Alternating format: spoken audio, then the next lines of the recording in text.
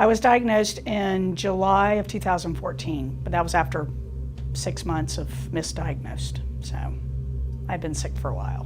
But before that, loved to sing. I've just started my own business right before I was diagnosed, and things were great. And then all of a sudden things weren't great. And it was a big life change.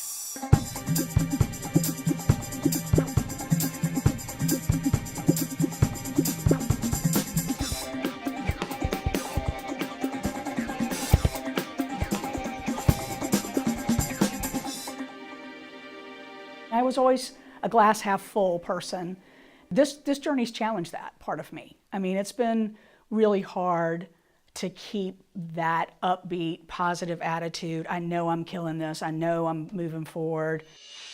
They say sometimes the treatment's worse than the disease as you go through this part of it. And you deal with all these different things. I got this hernia from surgery and all the things that are additional things that you have to deal with. You don't really think about those. You're like, I'm killing cancer. Well, and you're dealing with all the things that come with that.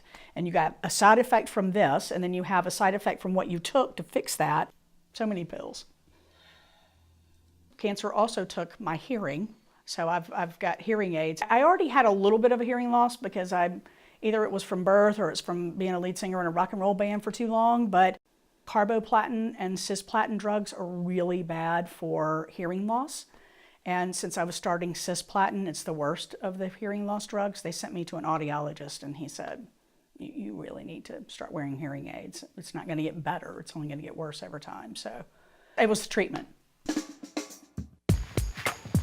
I love life. I live super loud and have a lot of fun, and married to my wife for about 8 years, but we've been together for about 20. And we have kids, and my son just started college, and before I got diagnosed, he was in high school, and that was probably the hardest discussion I've ever had. Michael is my wife's son from a previous marriage. He doesn't live at home. He's a grown-up. He's in his 20s.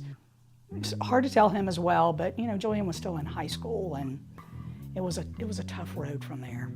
And we, from the very beginning, said, this is going to be a difficult journey, but it's not going to kill me, and cancer will be in the boat with us, but it will never drive the boat. It will never be, we won't live our life around cancer. It'll be something we have to do on the side. And so we really kept an upbeat, positive attitude about it, and he sort of took his lead from us. He was all about sort of being involved. And the only time it got really difficult is when, over Thanksgiving, he was home from school, so he went to the infusion center with me.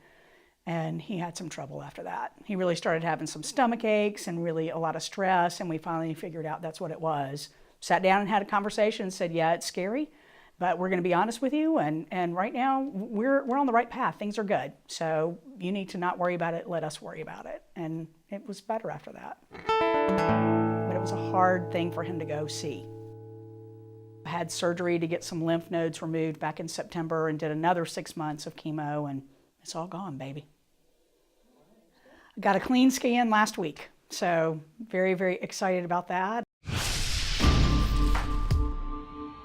Scanxiety is a real thing, and I don't care if you have been clean for 10 years, you still panic when you go for a scan. You just do.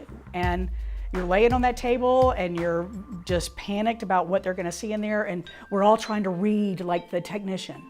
Are they like happy? Are they scared? Are they trying, tell me something with your eyes, dude. No, you get nothing from them. This last one for me was super important because they took out the last of what they knew was there. And then I did a really strong, just like frontline chemo again for 6 months. So if I had cancer on that scan, that would have been pretty bad news. And everybody talks about this, about ovarian cancer, but apparently not loudly enough, because it is really important to understand what the symptoms are and to know your body.